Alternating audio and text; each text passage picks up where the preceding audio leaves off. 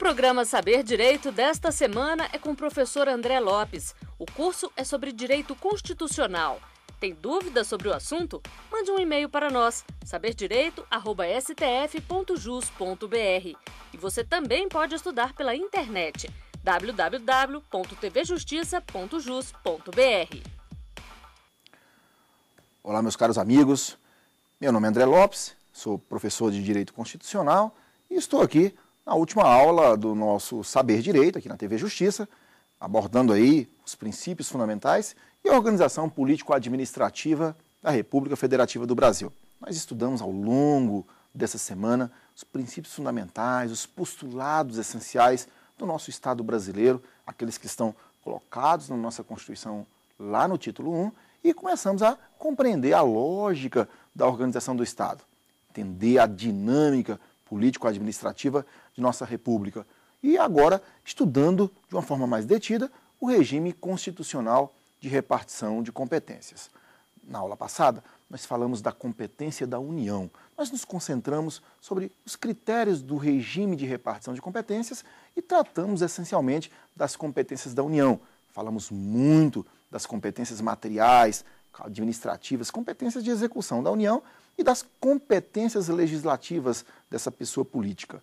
Falamos muito da impossibilidade de delegação das competências que estão definidas ali no artigo 21 e da possibilidade de delegação política por parte da União aos Estados e ao DF das competências que estão demarcadas no artigo 22. E, sobretudo, enfatizamos que os rolos do artigo 21 e também do artigo 22 não são exaustivos, meramente exemplificativos, são apenas exemplificativos, já porque a complexidade do sistema, a evolução social, todos esses elementos que fazem com que um Estado como o nosso receba necessariamente a possibilidade de discussão a respeito de diversas questões que aparecem, que são inovadas e que o intérprete precisa sobre elas se debater, ok?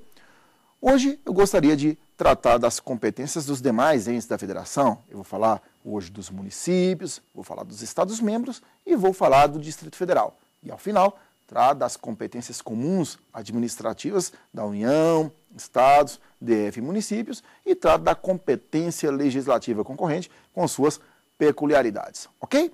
Vamos então começar, meus amigos? Então vamos começar tratando das competências dos municípios.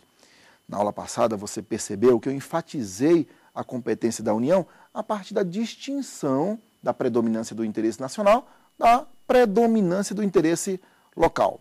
Sim, por quê? Porque eu quis muito mostrar para você a diferença entre a União e o município no que se refere à repartição de competências.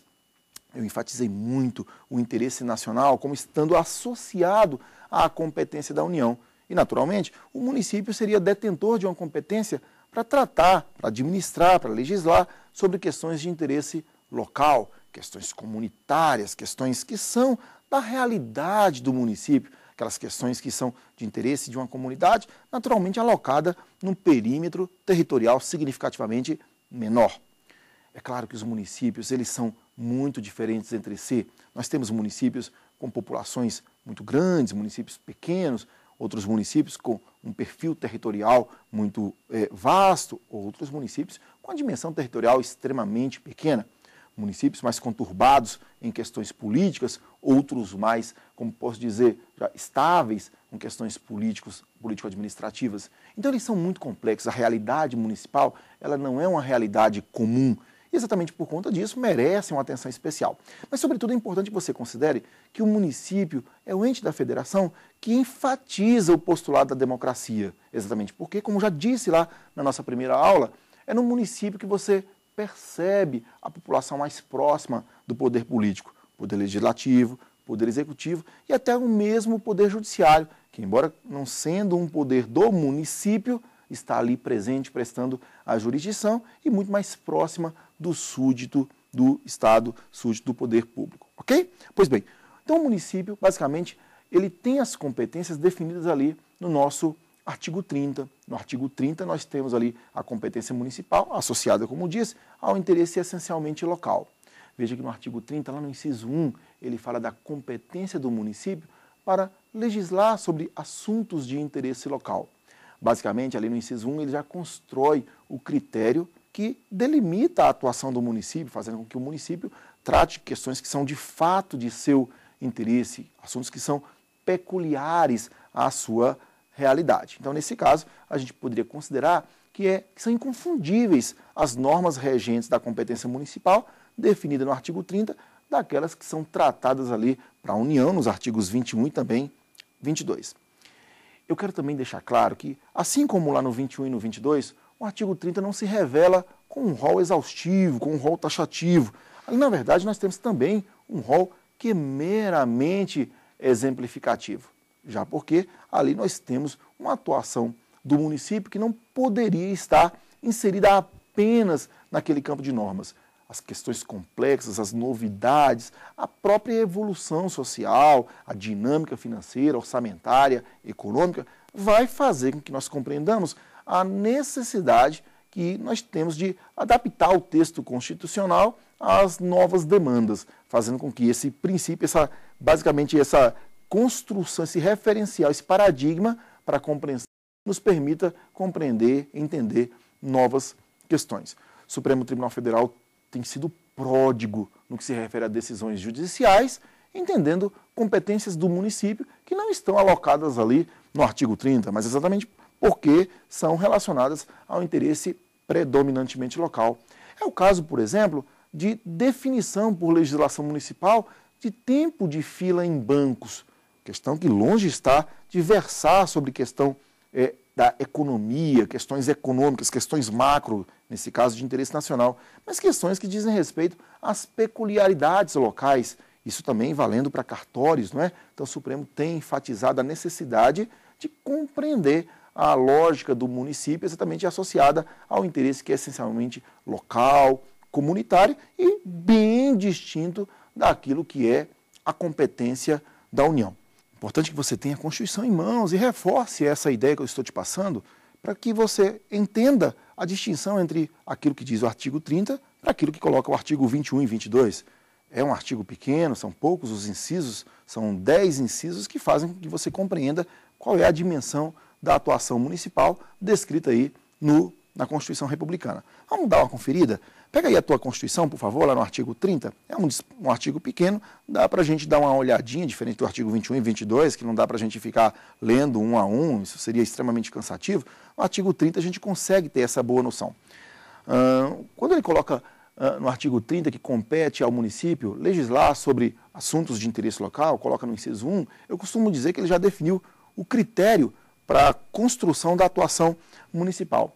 Mas perceba que no inciso 2º ele fala que compete ao município suplementar a legislação federal e a estadual no que couber. Quer dizer o quê? Isso quer dizer que o município ele tem competência a partir daquilo que já está definido no quadro de competências da União, no quadro de competências dos estados, para fazer adaptações daquilo que é da competência da União e daquilo que é da competência estadual à sua realidade. Não são raras as questões que são normatizadas por legislação federal, por legislação estadual. Tome, por exemplo, a questão tributária. A questão tributária ela é objeto de legislação federal no que toca a questões gerais, a normas gerais. E, naturalmente, o município tem uma realidade tributária e ele precisa fazer uma adaptação daquilo que está estipulado como questões gerais à sua demanda, à sua necessidade. E isso é propiciado pela regra do inciso 2º do artigo 30, né? E mais, veja só, outras questões que são colocadas no artigo 30. Instituir e arrecadar os tributos de sua competência, bem como aplicar suas rendas sem prejuízo da obrigatoriedade de prestação de contas e também de formar balancetes. São questões que estão dentro mesmo da competência, da esfera da competência municipal. Naturalmente, é uma competência de todos os entes da federação. Em particular, o artigo 30 estipulou aqui, fazendo a referência ao município. Veja, criar, organizar distritos, né? Aquelas realidades dos distritos povoados que são, de certo modo, politicamente associados a um determinado ente municipal e regidos por normas de determinados municípios. Obviamente, observada a legislação estadual.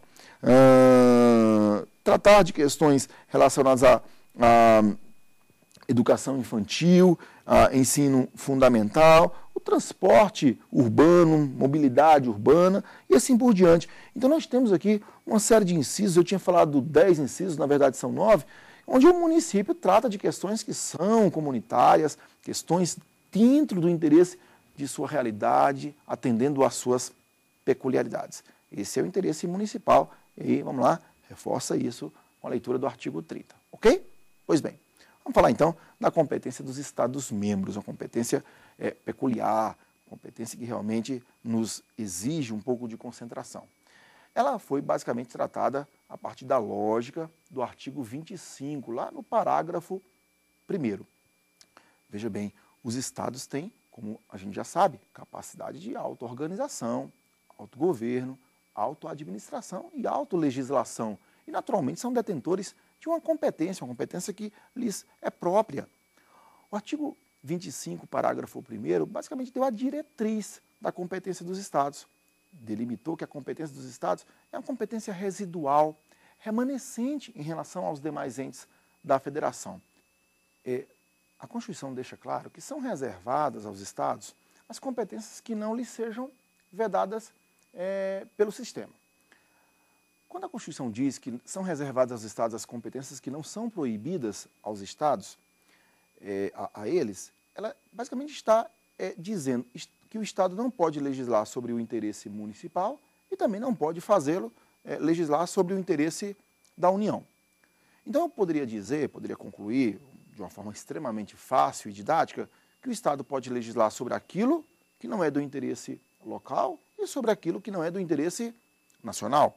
Então, eu poderia deduzir que a competência dos Estados é uma competência residual, remanescente em relação aos demais entes da Federação.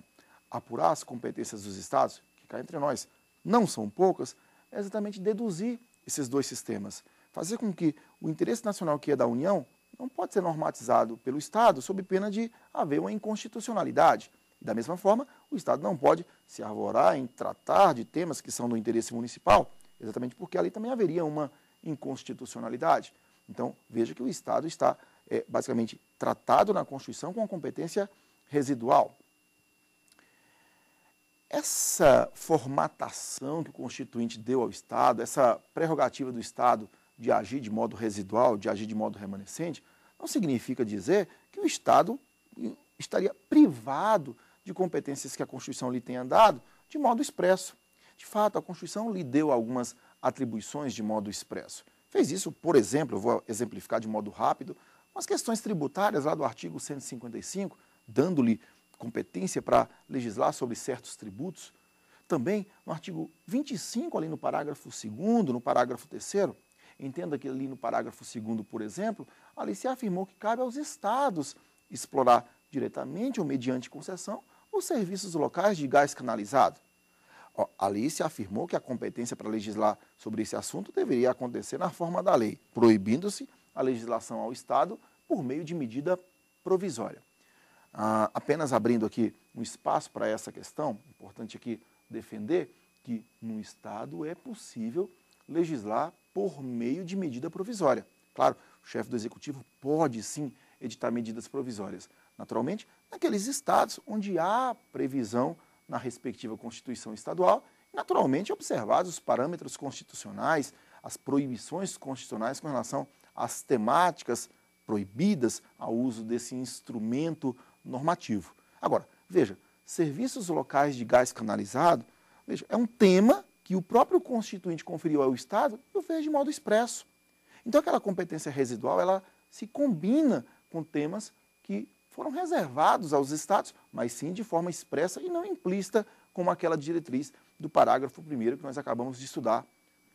A mesma coisa acontece com a formação de regiões metropolitanas, micro-regiões, onde nós temos ali uma previsão expressa na nossa Constituição a respeito da atuação dos Estados-membros.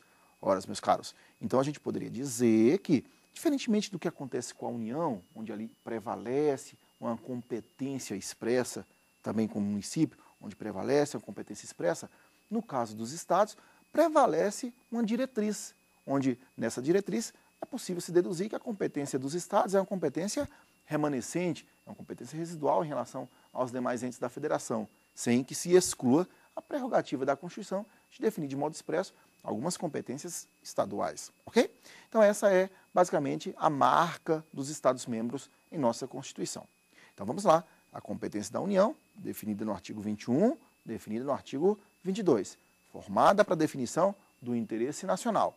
No artigo 21, a competência administrativa da União, competência para execução de serviços, políticas públicas, atos internacionais, medidas políticas, medidas aí diplomáticas, não é? E no artigo 22, a competência legislativa da União para legislar sobre temas também de interesse nacional. No caso dos municípios, a gente viu, o município tem competência para tratar de interesse local, não raras vezes suplementando a legislação estadual e a federal naquilo que lhe é de interesse, naquilo que lhe é oportuno e, sobretudo, naquilo que lhe é definido constitucionalmente. A competência dos estados, nesse caso, acabamos de ver, é uma competência residual, uma competência para que ele possa tratar de interesses, claro que eles são, eles são próprios, interesses que realmente representem suas demandas, mas a partir da dedução da competência da União e da dedução da competência dos municípios. Então, é uma competência, de certo modo, implícita, sem que nós proibamos o Constituinte, né, sem que o Constituinte não tenha feito previsão a respeito de atividades dos estados definidas de modo expresso no nosso texto constitucional. Ok? Muito bom. Vamos tratar agora, então, da competência do Distrito Federal. Um ente peculiar, não é? Cuja competência está ali, basicamente, descrita no artigo 32, parágrafo 1º. O Constituinte deu ao Distrito Federal uma competência cumulativa, onde, basicamente, entendeu esse ente político com competências para tratar de interesses que são estaduais e também interesses que são municipais. De fato, no parágrafo 1º, ele previu que o Distrito Federal poderia legislar sobre questões de interesse tanto dos estados quanto também do Distrito Federal. Nesse sentido, é claro que a gente tem que o DF se comporta, de certo modo, como se estado fosse, como se município fosse. Sua Câmara Legislativa parece uma Câmara de Vereadores para determinadas questões, ora parece uma Assembleia Legislativa para outras, deputados distritais, se assemelham a vereadores, se assemelham a deputados estaduais, e o DF tem essa configuração peculiar. É claro que algumas questões que são da competência dos estados, ou que são características dos municípios, o DF não possui. Veja, prefeito não é uma realidade do Distrito Federal, não é? O Distrito Federal tem, na verdade, um governador, então, nesse particular, se assemelha a um determinado estado, se assemelha a um estado-membro, e legisla sobre questões de interesses estaduais, mas algumas outras questões não são de sua competência. Por exemplo, o DF não legisla sobre seu poder judiciário, assim como não o organiza e também não o mantém. A mesma coisa com relação ao Ministério Público, também com relação à Polícia Militar, também com relação à Polícia Civil e ao Corpo de Bombeiros Militares. Então, perceba que algumas entidades, alguns órgãos que são da essência da realidade do Estado, não são do Distrito Federal. Então, o Distrito Federal não tem competência para organizar e manter o Judiciário, o Ministério Público, a Polícia Civil, a Polícia Militar, o Corpo de Bombeiros Militar. São, basicamente, organizações que são gerenciadas, normatizadas por normas federais, pela União, não é? Particularmente com relação à Polícia Militar, à Polícia Civil e ao Corpo de Bombeiros Militar, nós temos uma regra ali no parágrafo 4º de nossa Constituição, onde uma lei federal vai definir uma diretriz, vai definir basicamente uma pauta de regras, onde o Estado, onde o Distrito Federal teria competência para gerenciar esses serviços públicos, esses serviços de segurança. Mas, sobretudo, é importante consignar que a normatização a respeito dessas organizações, dessas corporações, é feita pela União. Então, a competência do DF ela é, de fato, cumulativa. Tudo bem? Pois bem, então vamos para um momento agora interessante da aula, que é a compreensão de um sistema onde os entes da federação trabalham de uma forma combinada ou não, mas, sobretudo, tratando de temas que são do interesse comum. Até agora nós tratamos de setores que são exclusivos dos entes da federação. E agora passamos a compreender uma sistemática onde os temas são tratados por diversos entes da federação, ou todos, ou pelo menos alguns. E aí eu vou falar da competência comum administrativa para a execução de serviços, a chamada competência material, e também da chamada competência concorrente, que ela é de natureza legislativa, onde entes diversos disciplinam temas que são relacionados às suas respectivas realidades. Isso por quê? Porque o nosso federalismo, que não é dual, a gente viu isso na aula número 3, no nosso terceiro encontro, nós temos hoje um federalismo que é de equilíbrio, um federalismo de cooperação, um federalismo onde os entes eles possuem compromissos recíprocos exatamente para fazer valer esse conteúdo constitucional e permitir a compreensão do Brasil como um todo, onde o regime de repartição de competências tem um condão apenas de fazer uma organização que permita a atuação de serviços públicos com maior eficiência. Então, esse quadro de repartição é exatamente construído para propiciar eficiência, fazer com que os súditos do nosso Estado soberano recebam a prestação estatal da melhor maneira possível. E, lógico, não tem a menor intenção de segregar, de diferenciar, de distinguir. Até porque a gente já viu isso logo lá na nossa segunda aula, no artigo 19, que nós não podemos, em razão da nossa federação, estabelecer distinções em razão, por exemplo, de origem, não é verdade? Pois bem, então vamos compreender inicialmente as regras do artigo 23 que versam sobre a competência comum.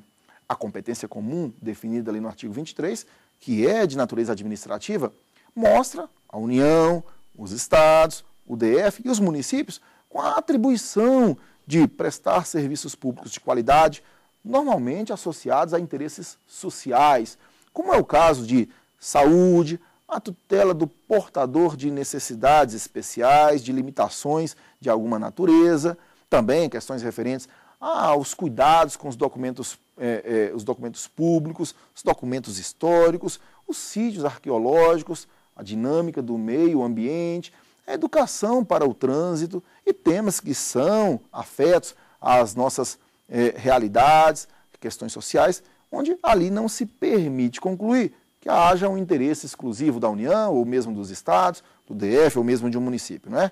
A leitura simples do artigo 23 vai permitir essa conclusão, que é impossível compreender que os temas ali possam ser tidos de modo estanque, associados a um determinado ente da federação.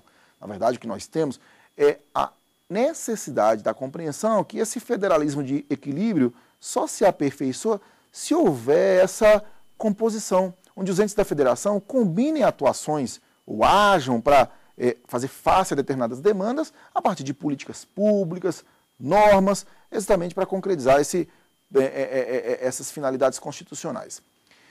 Eu também costumo associar, gosto muito dessa associação, do artigo 23 com o artigo 3º. Você viu o artigo 3º comigo? O artigo 3º versa sobre os objetivos fundamentais da República, não é? Construir uma sociedade livre, justa e solidária, erradicar a pobreza, garantir o desenvolvimento nacional e promover o bem de todos. Veja que esse artigo 3º, nesses 4 incisos, você basicamente delimita a noção de que as ações do Estado, seja por parte do Executivo, do Legislativo, do Judiciário, da sociedade, devem ser todas elas destinadas a uma finalidade social. E o que o artigo 23 faz é isso, é propiciar que a atuação dos poderes constituídos, a partir exatamente das diversas entidades da federação, aconteça de um modo sincronizado, de forma a atender demandas da sociedade, a partir dessa lógica de equilíbrio e também de cooperação. Vamos dar um pulinho lá no artigo 23 para a gente ter uma certa noção de como é que ele se propõe a examinar a temática. Lá no artigo 23, ele coloca no inciso 1º que compete à União, aos estados, aos municípios, de modo comum, não é? Zelar pela guarda da Constituição, das leis e também das instituições democráticas, bem como também preservar o patrimônio público. Ora, meus caros, uma leitura simples vai nos permitir a conclusão inequívoca de que é impossível associar essa atribuição a um particular ente da federação com exclusividade. É inevitável a conclusão segundo a qual todos os entes da federação possuem esse compromisso constitucional. Afinal, não há como nós concebermos que a União é a única responsável pela conservação do patrimônio público ou um determinado Estado seja aquele responsável exclusivo por garantir a juridicidade das questões colocadas, garantir a viabilidade das leis e do próprio conteúdo constitucional. Repare no inciso 2 que ele fala de saúde, de proteção às pessoas portadoras de deficiência, como aqui de modo expresso expõe o texto, não é? 3, proteger documentos, obras e outros bens de valor histórico, artístico e cultural. Bom, e assim por diante. Então, basicamente, o conteúdo do artigo 23 está associado a esses bens jurídicos de cunho social, como saúde, segurança, como o caso meio ambiente, cultura, educação, ciência, tecnologia, a própria questão da proteção das normas, do Estado de Direito, do zelo pela Constituição e, naturalmente, pelo patrimônio público.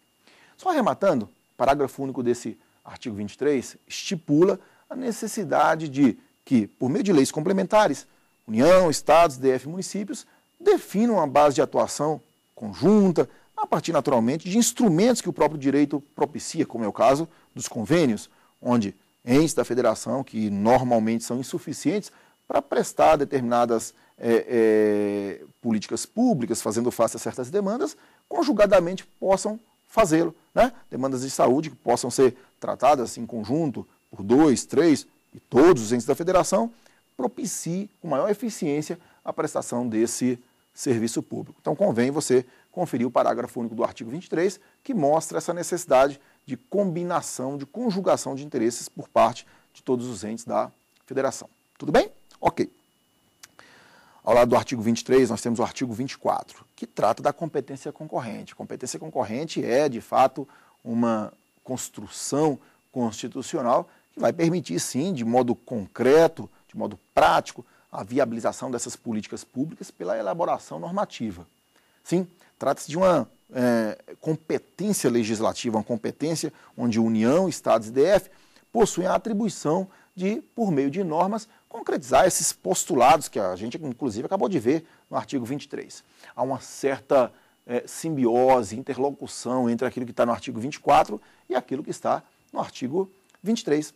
Veja, o artigo 24, então, o caput dele fala que compete à União, Estados, DF, tratar de alguns assuntos, como é o caso lá no inciso 1, de direito tributário, de direito penitenciário, de direito econômico, de direito urbanístico e também de direito financeiro. Note que o artigo 24 versa sobre uma série de assuntos. Mas a grande pergunta que se faz é, André, lá no artigo 23 eu entendo, a atuação conjunta é possível por meio de políticas públicas, medidas administrativas, atos administrativos, atos políticos, mas eu não consigo visualizar no artigo 24 uma combinação entre os entes no que se refere à legislação. Como é que os entes legislariam sobre esses assuntos, sobre esses temas? Como é que eles construiriam a lógica onde as legislações não iriam se sobrepor umas às outras, onde nós teríamos, se isso acontecesse, uma certa complexidade e, naturalmente, maiores controvérsias para o sistema. Pois bem, o Constituinte construiu uma lógica, um sistema, um mecanismo de combinação entre os entes da federação, onde se estipulou basicamente uma repartição vertical. Eu não gosto muito da expressão repartição vertical, mas é uma expressão costumeiramente utilizada na doutrina para definir que a União legislaria sobre assuntos de interesse nacional, definiria basicamente paradigmas, parâmetros para as legislações locais. A União, então, teria competência para legislar sobre assuntos gerais, assuntos nacionais. E aí nós teríamos a regra do parágrafo 1º do artigo 24. Eu queria conferir o artigo 24 com você, lá no parágrafo 1º. Pegue a sua Constituição para que nós possamos entender o que diz o parágrafo 1º do artigo 24. O artigo 24, ele é esclarecedor com relação ao sistema já ali no seu parágrafo 1º, onde basicamente afirma-se que a União legislaria sobre temas de interesse nacional, estipulando, obviamente, diretrizes, sem que ela se imiscuísse naquilo que fosse do interesse local. Vejam só, então, lá no artigo 24, por gentileza, parágrafo 1º. No âmbito da legislação concorrente, a competência da União limitar-se-á a estabelecer normas gerais. Então, perceba que a competência da União diz respeito a estabelecer paradigmas. parâmetros para a legislação sobre os temas versados no artigo 24, que inclusive eu vou sugerir que você os leia, não é? Muito bom. Se a União vai estabelecer normas gerais, eu costumo afirmar que a legislação federal aqui é uma legislação federal nacional. Chamo a atenção com relação à distinção entre leis federais e leis nacionais. Pergunta que normalmente me é muito feita, comumente eu sou indagado a esse respeito. Diferença entre leis federais e leis nacionais. Veja, lei nacional é uma lei federal de repercussão nacional. Veja, existem leis federais em que a repercussão acontece apenas no âmbito da União. Outras, no entanto, acontecem dentro de um ambiente maior. Por exemplo, as normas gerais sobre direito tributário são leis federais nacionais. Já se nós tivermos em conta as leis federais sobre o regime de servidor público, trata-se de uma lei federal, mas que não é uma lei nacional, exatamente porque os demais entes da federação também possuem suas próprias legislações. Tudo bem?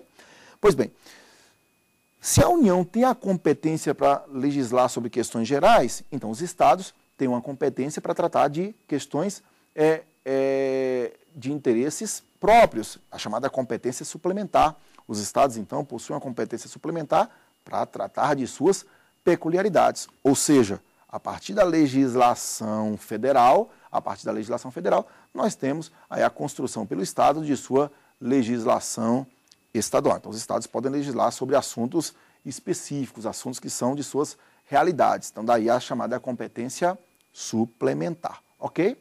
Muito bom. Eu gostaria, então, nesse momento, de chamar uma pergunta do público, para que o público possa se manifestar sobre esse regime de repartição de competências, precisamente sobre aquilo que a gente tem visto aí na aula de hoje. Vamos, então, à tela, chamar aí a participação popular. Olá, professor André. Sou Elaine Araújo e gostaria de saber o que significa competência concorrente. Elaine, a competência concorrente, como a gente tem estudado, é exatamente um regime de condomínio legislativo, onde os entes da federação possam legislar sobre temas que são afetos às diversas realidades. Por exemplo, Elaine, o direito tributário. O direito tributário é da realidade da União, também dos estados, também do DF e também do município. O que a gente precisa, Elaine, na verdade, compreender é que existem áreas limitando a atuação de cada ente da federação. A gente acabou de estudar, Elaine, a competência da União no que se refere precisamente ao estabelecimento de normas gerais, a construção de normas gerais, a partir das quais os estados e, naturalmente, o DF, já que o DF, a gente viu agora, tem essa formatação, essa compostura de Estado-membro também. Então, nós teríamos aí, basicamente, a atuação do DF fazendo normas suplementares, exercendo a competência suplementar, atendendo suas peculiaridades. Então, os estados e o DF atendem suas peculiaridades, tratando desses assuntos aí, fazendo face às suas demandas. Então, é como eu disse, Elaine, é uma espécie de condomínio legislativo, onde os estados, onde os entes da federação trabalham de forma a atender suas demandas a partir de um regime de repartição vertical de competências. Ok? Pois bem, eu queria só salientar um aspecto que é muito importante, até a partir da própria pergunta que a Elaine fez, eu vou construir a lógica do município no âmbito da competência concorrente. Eu não sei se você reparou, eu acho que eu deixei transparecer, do caput do artigo 24, ali usa-se a expressão competência concorrente para designar uma atuação da União, dos estados e do DF, sendo omisso o dispositivo referente ao município. Há na doutrina muita expressão no sentido de que o município não teria sido contemplado com a competência concorrente, já porque, veja, o município ele não for expressamente delimitado no caput do artigo 24. Eu não compartilho dessa posição, sigo a orientação doutrinária que pensa exatamente que o município for assim contemplado por essa atuação. Sim, por quê? Porque num regime de autonomia não é saudável pensarmos que o município fora ele desprestigiado com a competência concorrente. Até porque suas realidades, suas demandas, suas necessidades exigem uma atuação de seus poderes constituídos para fazer face por meio de atos administrativos, atos políticos, mas sobretudo por meio de legislação local, legislação municipal. Ora, um exemplo bom para afastar toda e qualquer conclusão no sentido contrário é a própria dinâmica do direito financeiro, a dinâmica do próprio direito tributário, temas que estão ali clausulados no inciso 1 do artigo 24. Então é correto dizer, obviamente, que o município tem essa competência suplementar dentro do âmbito da competência concorrente para atender suas demandas. Então, veja que isso, inclusive, é corroborado pelo próprio artigo 30, lá no inciso 2, lembram? Quando eu falei que cabe ao município fazer o quê? Suplementar a legislação federal e a estadual no que couber. Isso significa dizer que o município também foi contemplado, a despeito de não estar previsto ali no caput do artigo 24, ok? Muito bom. Só continuando, lá no artigo 24, como disse, parágrafo 1º, define a competência da União para tratar de assuntos gerais sobre aqueles temas do artigo 24, ao passo que os estados e o DF, naturalmente, ficam encarregados de dar uma disciplina para os interesses específicos, exercendo aquilo que a gente chamou de competência suplementar. Pois bem, mas uma dúvida aparece. E se a União for inerte, omissa com relação ao regramento sobre normas gerais sobre algum desses assuntos? O que fazer? O Estado que depende da atuação federal, como ele se comportaria para atender a sua demanda? O parágrafo 3º do artigo 24 tem a resposta para isso. O que o parágrafo 3º informa? Ele diz o seguinte: na medida em que a União for inerte, omissa no regramento geral, abre-se a possibilidade de o Estado fazer face a essa lacuna elaborando a norma geral. E se é assim, se ele elabora a norma geral e naturalmente também tem a competência para especificar aquele assunto para a sua realidade, obviamente ele tem uma competência que é o resultado de uma acumulação de atribuições. Então veja que ele exerce uma competência, de certo modo, plena para atender naturalmente suas peculiaridades. Isso significa dizer que um Estado não vai legislar para outro. Quando o Estado assume essa compostura que é da União, obviamente ele faz para atender a sua necessidade. E se é assim, a gente poderia pensar que a possibilidade de que todos os estados, na medida de seus interesses, oportunidades, demandas, poderiam fazer normas gerais e, na sequência, suas normas específicas.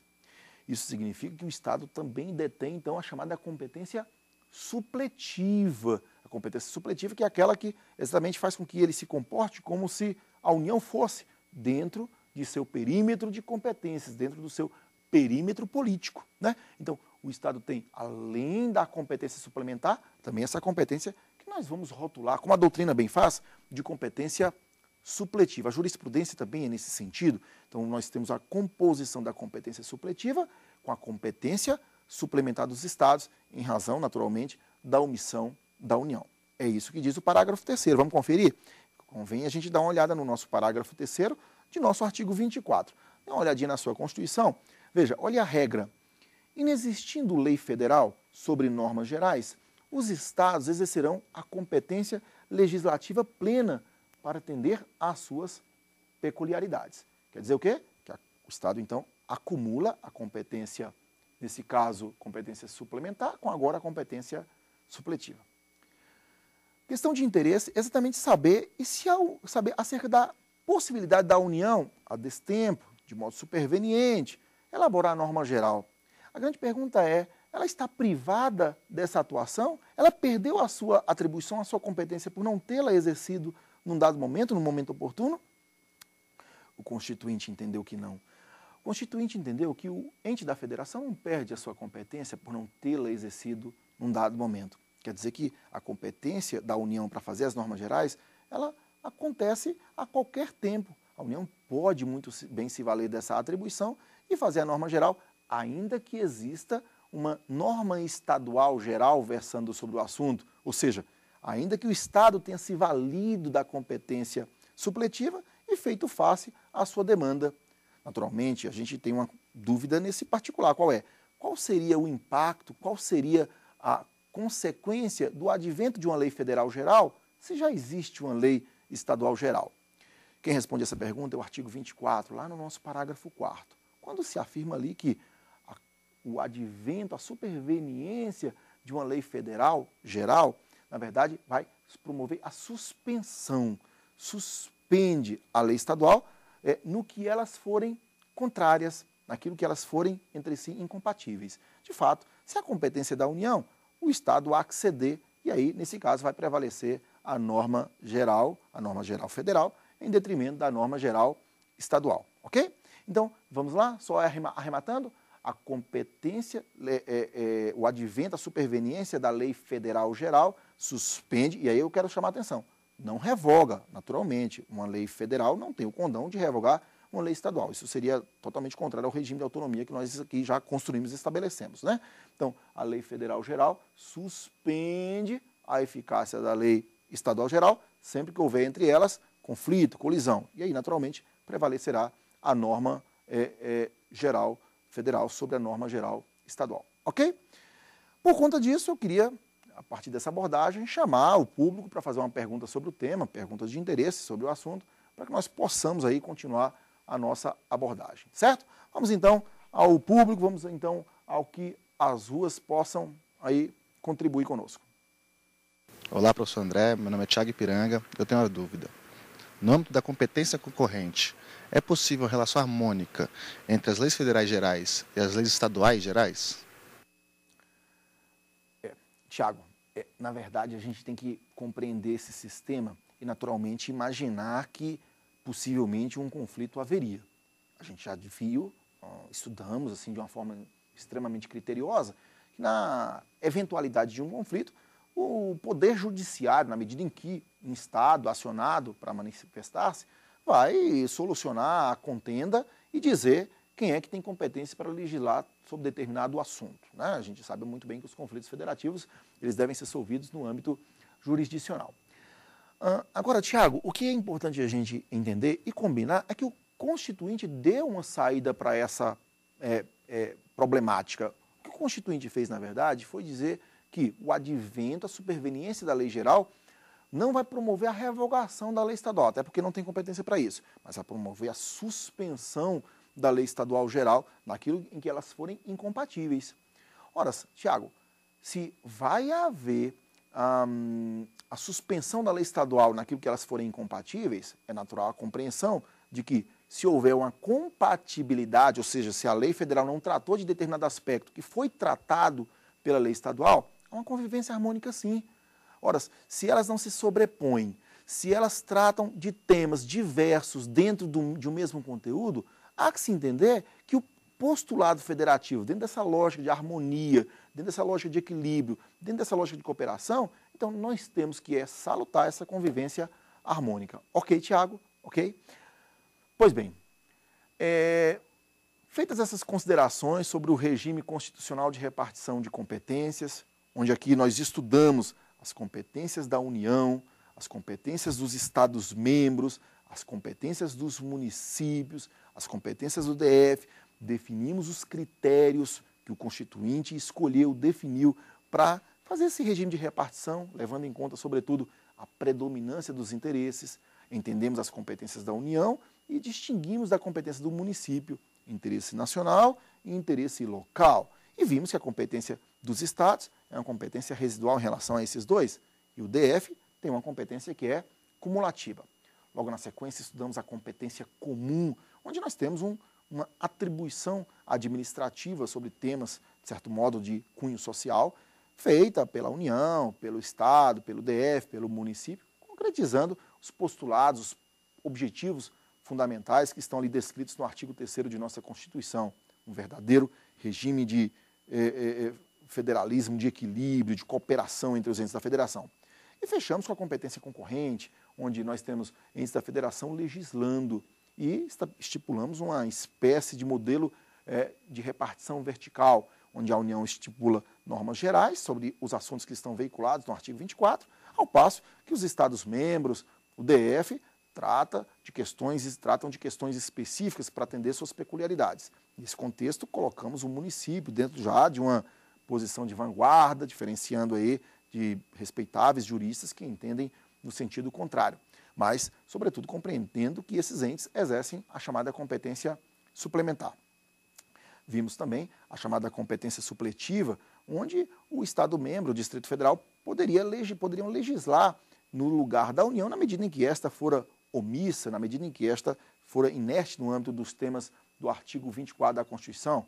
Então, nós teríamos ali esses entes exercendo a chamada competência supletiva sem prejuízo da chamada competência suplementar. e arrematamos dizendo que a União pode sim retomar sua competência, até porque não a perdeu em virtude de não tê-la exercido num determinado momento, num momento dito oportuno, não é? E se é assim, o advento, a superveniência da norma geral federal vai suspender e não revogar a legislação federal naquilo em que elas forem incompatíveis. Tudo bem? Muito bom.